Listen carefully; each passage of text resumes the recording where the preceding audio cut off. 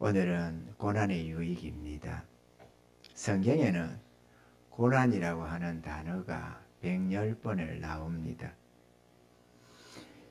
욥기 5장 6절로 7절에 보면 재앙은 티끌에서 일어나는 것이 아니요 고난은 흙에서 나는 것이 아니라 인생은 고난을 위하여 났나니 불티가 위로 나름 같음이니라 이렇게 했습니다. 인생은 고난을 위하여 났다 하는 것은 하나님이 인생들에게 고난을 주셨다 하는 말씀과도 같다고 하겠습니다. 우리 하나님이 왜 인생들에게 고난을 주셨을까? 오늘 본문에 67절과 71절에 기록하기를 고난당하기 전에는 내가 그릇 행하였더니 이제는 주의 말씀을 지키나이다 이렇게 기록을 합니다. 고난을 통해서 우리가 갱거망동 내 마음대로 고집대로 하던 행동을 고치고 주의 율례를 주의 말씀을 지키는 자가 되었다라는 것입니다. 고난을 안 당했더라면 여전히 그렇게 내 마음대로의 삶, 내 뜻대로의 고집하는 삶을 살았을 터인데 고난을 통해서 주의 말씀을 지키는 자가 되었다라고 하고 있고요. 오늘 본문 71절에는 고난당한 것이 내게 유익이라 이로 인하여 내가 주의 율례를 배우게 되었나이다 이렇게 기록을 하고 있습니다. 이 고난을 통해서 주께서는 자기 백성들에게 유익을 주고자 했는데 어떤 유익이냐? 영적인 삶을 살아갈 수 있도록 하나님의 뜻 가운데서 살아갈 수 있도록 그렇게 유익을 주었다라고 말씀을 하는 것입니다. 할렐루야. 우리는 이 고난이라는 것, 주님 안에서 우리가 예수 믿는 믿음 안에서 당하는 이 고난을 귀하게 여길 줄을 알아야 합니다. 우리가 이 말씀을 들으면서 머리로 이해하는 것하고 실제 내 삶 속에서 고난 속에 주의 말씀을 붙들고 의지하는 것과는 전혀 다른 측면입니다. 왜 이런 말씀을 하느냐 하면 이런 말씀을 수없이 듣고도 정작 어떤 고난이 왔을 때 그 말씀을 전혀 붙잡지 못하고 이렇게 무너지고 넘어지는 이들이 있더라는 것입니다. 그러므로 우리가 주의 말씀을 우리가 굳게 새기면서 머리로 맞아 이게 아니고 아멘 아멘 붙잡는 은혜가 있으시기를 바랍니다. 그렇게 해서 그 말씀이 머리의 이해로가 아니라 마음의 깨달음으로 우리 마음속에 믿음으로 확 들어와서 우리가 믿음으로 붙들어야만 그게 우리 안에 능력이 되게 되고 지혜가 되게 되고 우리 안에서 역사하는 생명력을 갖게 되는 것입니다. 고난이 주는 유익을 우리가 한번 살피면 첫째로 인내심을 길러주며 조급함을 없애줍니다. 이건 참 대단히 중요합니다. 고난을 통해서 하나님이 주시는 대표적인 은사가 인내입니다. 인내는 하나님의 은사입니다. 할렐루야.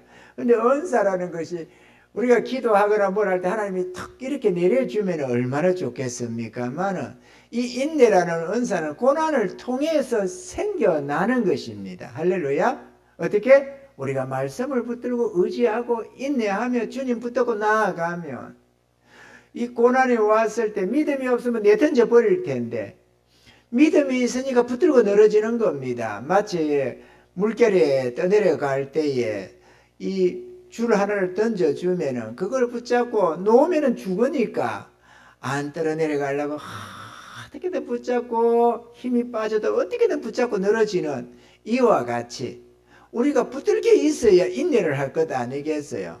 그러면 둥둥 떠내려가면서 무슨 인내를 하겠습니까? 그런 고난 속에서도 주의 말씀을 붙들고 견디는 겁니다. 그리고 견디는 그 속에서 인내가 생기는 것입니다. 할렐루야. 이게 주님이 주시는 대표적인 은사입니다. 이런 은혜를 입어가시길 바랍니다. 은사는 은사인데 고난을 통하여 오는 은사니까 상당히 더 괴로움이 되잖아요. 그죠? 그러나 우리의 느낌상으로 당하는 그런 괴로움으로 여기지 마시고 하나님이 주시는 것들이 다 귀하고 아름답다는 걸 기억하시고 감사하면서 인내하시길 바랍니다. 고린도전서 13장이라고 하는 이 사랑장에는 처음 시작이 사랑은 오래 참고 라고 하시고 사랑은 모든 것을 견디는 이라고 끝이 납니다. 인내하는 것, 오래 참고에서 시작해서 견디는 것으로 사랑장을 마무리 짓는다는 사실입니다. 아브라함이나 욥이나 야곱이나 혹은 요셉, 모세, 다윗 등등 이 모두가 고난을 통해서 연단을 받아서 하나님의 위대한 종들이 될 수가 있었다라는 것이죠. 고난 없이 그냥 귀하게 들어 쓰이면 좋겠지만 그건 우리의 상상 속에서는 있는 일이고 실제로는 고난을 통해서 연단되고 훈련이 되고 단련이 되어져야 한다는 것입니다. 인내는 이 인내심이 생기게 되면 또 조급함도 없애줍니다. 묵묵히 주의 뜻을 기다릴 수 있는 것은 이 조급함이 없어지고 아멘이죠. 속히 뭔가 하려고 하는 속히 뭔가 끝을 보려고 하는 이 조급함이 없어지고 인내 속에서 묵묵히 견디기 때문에 우리가 주의 뜻을 받들어 나갈 수가 있는 것입니다. 우리는 마음이 항상 조급합니다. 그래서 뭐든지 빨리 뭔가 되어지기를 결과물을 보기를 원합니다만 하나님은 오래 참기를 원하는 것입니다. 그 속에서 하나님 뜻 순종하는 법을 배우게 되기 때문에 그렇습니다. 둘째로 지혜를 얻게 되고 이해심이 길러집니다. 하나님 경외함과 진리의 말씀으로 우리가 지혜를 얻게 됩니다. 그리고 고난으로 인한 시련을 통해서 타인을 이해하는 마음도 점점 깊어지게 된다는 것입니다. 무엇이든 함부로 판단하고 행동하던 우리 자신을 뒤돌아보게 되고 어려움 당하는 이웃과도 공감대를 형성할 수 있는 그런 이해심이 점점 자라게 되는 것입니다. 셋째로 하늘의 소망을 갖게 하고 욕심도 버리게 합니다. 삶의 고난은 세상 것들에 대한 욕심과 미련을 버리게 하고 하늘의 소망을 갖게 합니다. 몸이 아픈 사람들이나 생활고에 시달리는 이런 고통 속에서는 더욱 하늘의 소망을 굳게 붙들게 됩니다. 먹고 살만하고 뭐 할 때는 천국에 대한 소망을 별로 붙들지 못하고 감사치 못하고 살다가도 막상 고통 속에서 이런저런 시련 속에 있을 때 천국 빨리 갔으면 좋겠다. 그래 잠시 견디면 천국이 있지. 이런 깨달음 속에서 감사하게 되고 더욱더 하늘나라를 소망하게 되는 것입니다. 할렐루야. 넷째로 교만한 마음을 버리게 되고 또한 자기 부인의 삶을 살게 됩니다. 마가복음서 4장 41절에는 저희가 심히 두려워하여 서로 말하되 제가 니기에 바람과 바다라도 순종하는고 하였더라. 제자들이 풍랑 속에서 온갖 고통을 겪다가 주님을 깨우니까 주님께서 일어나셔서 바람과 파도를 향해서 잠잠하라 고요하라 이렇게 명하시니까 그렇게 흉악하게 휘몰아치던 바람과 파도가 잠잠게 되더라는 것입니다. 제자들이 깨울 때만 해도 설마 저가 뭘 할 수는 있겠나. 그러지만 죽게 되니까 궁여지책을 다른 길이 없으니까 주님 왜 우리를 안 돌아봅니까? 이랬지만 대단하게 하나님 주님이 뭔가 하리라고 생각을 크게 기대를 안 했던가 봐요. 그러니까 자기들이 죽을 것 같을 때까지 견뎠지. 주님 귀찮게 안 하겠다고 충성된 마음으로 또 주님 사랑하는 마음으로 안 깨운 게 아니었던 거죠. 우리도 마찬가지입니다. 웬만하면 기도 안 합니다. 내가 해볼 수 있다고 생각할 때까지는 다 해보는 거죠. 그러다가 정말로 이리도 안 되고 저리도 안 될 때 우리는 전부여 어지없어서 손들고 주님께로 나아오는 모습을 볼 수가 있습니다. 기도에 전념할 수 있기를 바랍니다. 저도 오랜 세월에 기도 생활 제대로 못했더랬습니다. 안타깝고 부끄럽게도. 전심에서 기도했더라면 벌써 큰 은혜 입었지. 아무리면 지금까지 내버려 뒀겠습니까? 그런데 이리도 해보고 저리도 해보면서 부흥을 꿈꾸고 주의 은혜를 바라고 있었지만 그게 별로 소용이 없었습니다. 다 해보고 최종적으로 이제 유일한 한 가지는 기도뿐이다 라고 생각을 하는 겁니다. 더 이상 물러날 데가 없어요. 진퇴양난이라고 말, 배수진이라는 게 있잖아요. 뒤에 강을 끼고 있으면, 바다나 강을 끼면은 물러날 데가 없어요. 뭐 물에 들어가서 죽든지 아니면 앞에 싸우다가 칼에 말해 죽든지 아니면 이기든지 그 수밖에 없는 게 배수진 아닙니까? 정말로 처절하고 극박할 때 일부러 배수진을 치는 겁니다. 뭐 도망가면 안 되는 거니까 도망갈 수도 없게끔 만들어 놓고 죽기 살기로 싸우는 거죠. 이기면 다행이고 아니면 어차피 죽는 거고, 이게 배수진 아니겠어요. 제가 지금 기도하는 마음이 배수진의 마음과 같습니다. 물러날 데가 없어요. 수많은 영혼은 구원을 해야 되겠는데 길이 없잖아요. 뭐 나가서 전도비 써가면서 돌아다닌다고 부흥이 전도가 되기를 하나, 이래도 안 되고 저래도 안 되잖아요. 또 이렇게 주의 말씀을 전해도 변화가 일어나질 않는 겁니다. 너무 탄식스럽고 안타까운 겁니다. 아무리 전해도 변화가 일어나지 않으면 얼마나 처절해져요. 여러분들이 듣는 입장에서는 뭐 전하기만 해라, 내가 알아서 선별해서 들을 테니까, 내가 알아서 할 테니까 이렇게 생각하겠지만 전한 자의 입장에서는 기가 차는 겁니다. 아무리 전해도 결실이 없는 모습, 이게 얼마나 절박하고 처절해지는지 모릅니다. 뭔가 변화되어 가는 모습이 보일 때 희망이 생기고 뭔가 감격이 있고 보람이 있지, 전해도 안 될 때 이게 얼마나 처절하게 만들어내는지 모릅니다. 이번에 가신 우리 권사님, 뭐 이렇게 말하면 다른 사람들은 모르겠죠. 뭐 우리만 알겠지. 정말로 저에게 최고의 상처를 내고 간 사람이 아닌가 싶습니다. 내 일생에 이렇게 처참해지는 적은 없었습니다. 정말로 이렇게 참담하게 나를 만들어 놓고 가를 수가 없었습니다. 어쩌면 그럴 수가 있나요? 내가 어떻게 사랑했고 어떤 마음으로 권면을 한마디 했는데 그거를 정면으로 가슴에 비수를 꽂고 교회를 떠난다는 소리라고 가버리느냐고.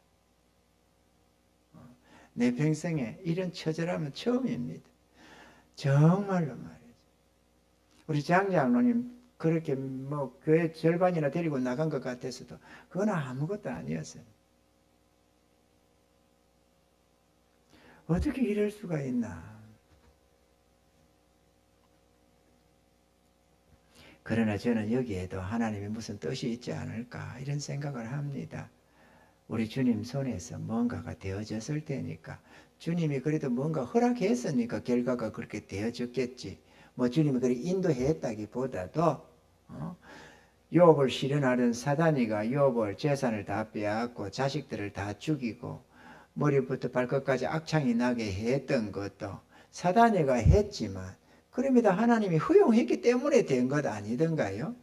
우리 교회에 뭐 시험이 들고 뭐가 했다고 할지라도 그것 또한 주님이 허용했기 때문에 결과가 일어났겠지. 그렇기 때문에 참고 견디려고 마음을 애를 많이 씁니다.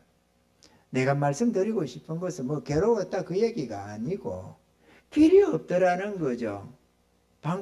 다른 방법이 도무지 지금까지 이 세월 동안에 다른 길이 없었습니다. 그래서 주님 앞에 최후로 주님께 매달리는 겁니다.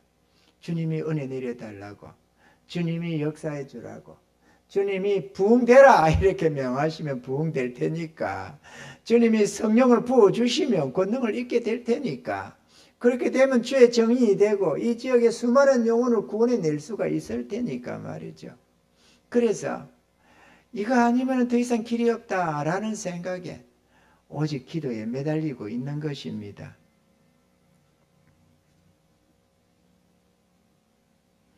인간의 자아는 최악의 조건 속에서도 영양분을 공급받아서 자랍니다. 그러나 연속된 고난이 우리의 자아를 버리게 만들어내는 겁니다.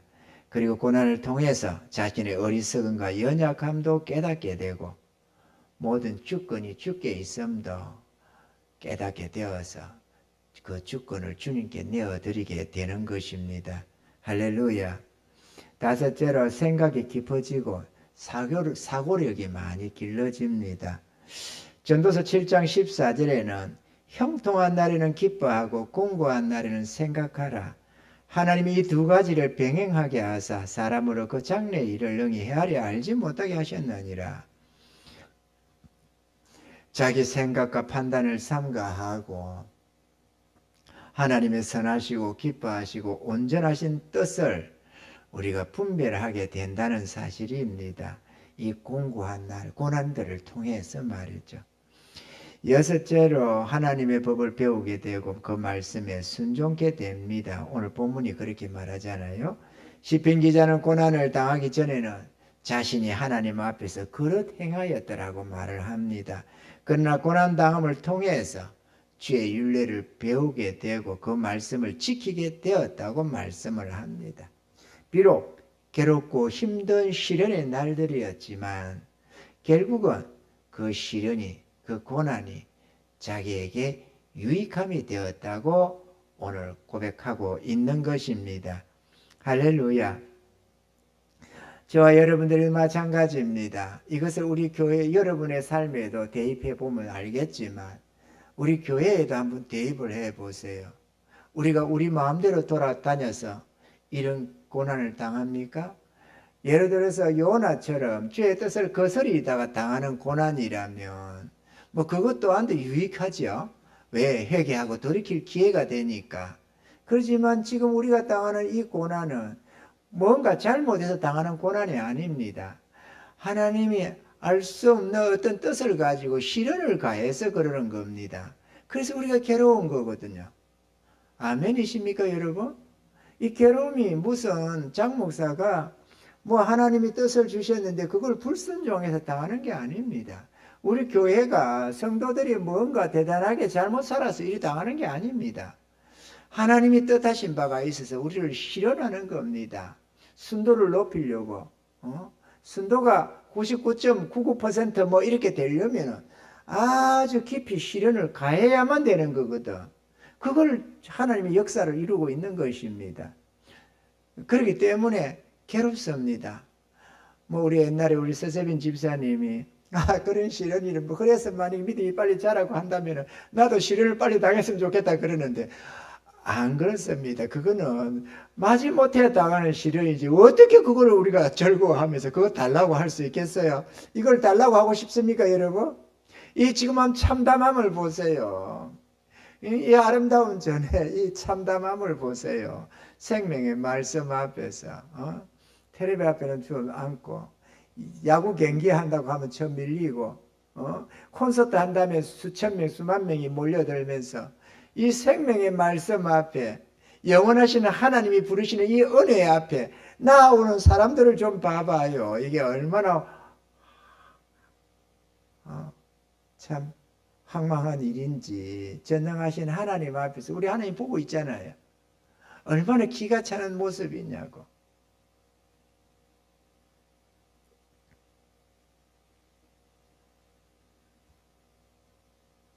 그럼에도 교회의 주인은 주님이십니다. 교회의 주인은 주님이십니다. 주인 되시는 주님께서 이런 것을 우리에게 허락하셨은즉 주님이 계획하신 대로 반드시 때가 되면 주의 뜻을 이루고 선한 역사가 일어날 줄로 믿습니다. 할렐루야. 욥이 고백했던 것처럼 이 같은 시련을 통해서 정금 같은 믿음으로 나오리라 고백했던 욥처럼 나의 믿음도 또 여러분의 믿음도 더욱더 정결하게 되어질 줄로 믿습니다. 그리고 우리의 연약함도 더 배우게 되고 낸데라는 그 생각들이 다 산산이 깨어지게 될 수가 있는 것입니다. 그래서 주님 앞에 순종할 줄 알게 되고 주의 법을 지키게 되는 것입니다. 할렐루야. 신명기 8장 2절로 3절에는 내 하나님 여호와께서 이 40년 동안에 너로 광야의 길을 걷게 하신 것을 기억하라. 이는 너를 낮추시며 너를 시험하사 내 마음이 어떠한지 그 명령을 지키는지 아니 지키는지 알려 하심이라.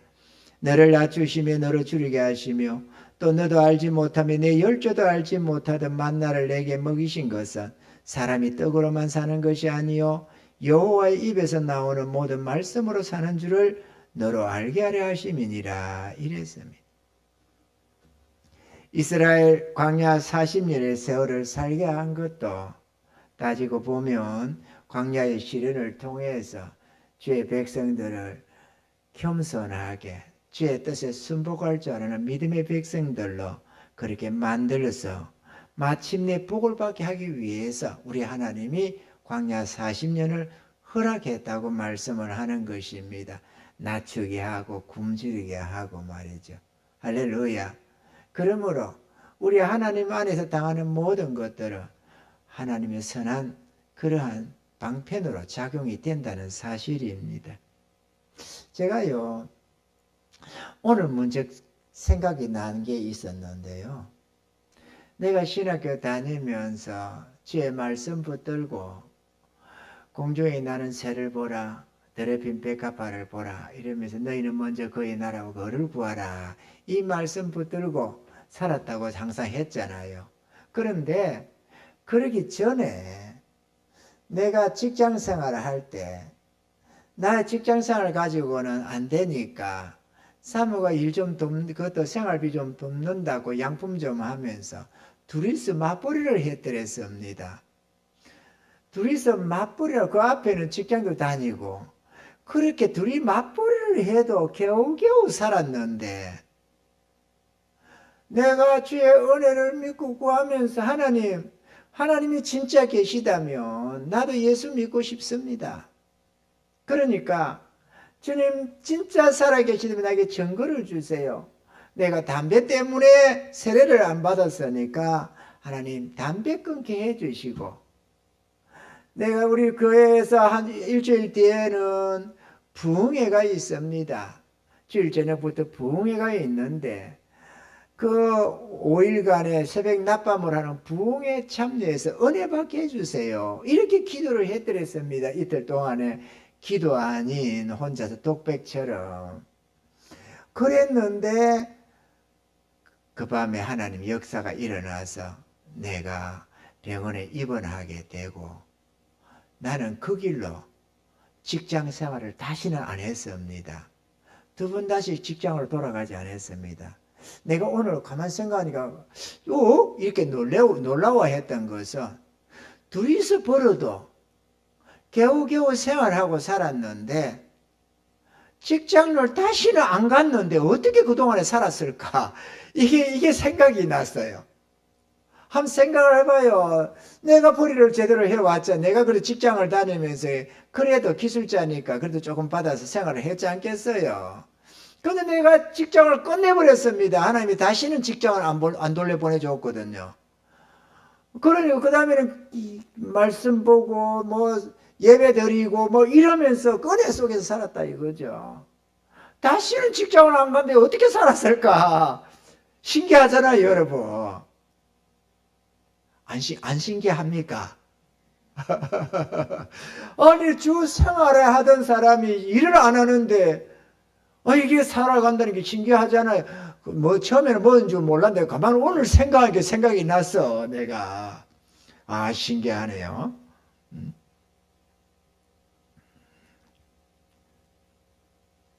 사랑하는 성도 여러분, 우리 하나님이 우리를 지키십니다. 전능하신 이가 계시면 굶어 죽을래도 죽지를 못해요. 사방 하루길로 하나님이 지키시기 때문에 우리의 이 머리로 가지고 계산되는 종류가 아니다 이거죠. 여러분 500여의 기적이 가능합니까? 진짜로 도시락 하나 가지고 5천명 만명이 먹을 수 있나요? 이거 못 먹는 거예요. 상식선에서. 그렇지만 하나님은 하신다 이거죠. 500여의 기적은 일어납니다. 할렐루야. 우리 교회도 일어날 줄로 믿습니다. 우리 교회가 정말로 재정적인 게 어린 반푼도 없습니다. 이제는 정말로 말이죠. 그렇지만 나는 주님 믿습니다. 어떤 행태로도 우리 하나님이 이 모든 걸 다 알고 계시고 인도하시니까 우리가 주님 앞에서 바른 정답만 써 나가면, 주님 앞에서 인내하면서 주의 은혜를 구하며 나아가면 주님께서 반드시 피할 길도 열어주시고 이전보다 더 넘치도록 축복하실 때 우리 하나님 역사하시면 넘치도록 부흥의 역사가 일어날 줄로 나는 믿습니다. 할렐루야. 고난은 우리에게 유익합니다. 자동차를 운전해 가는데 그 차가 내 생각대로 움직여지지 않는 겁니다. 때로는 움직여지는 것 같아서 이렇게 저렇게 몰고 다니는데 어떨 때는 도무지 내 의사하고는 상관없이 그냥 엉뚱하게 돌아가고 딴 데로 가고 하는 겁니다.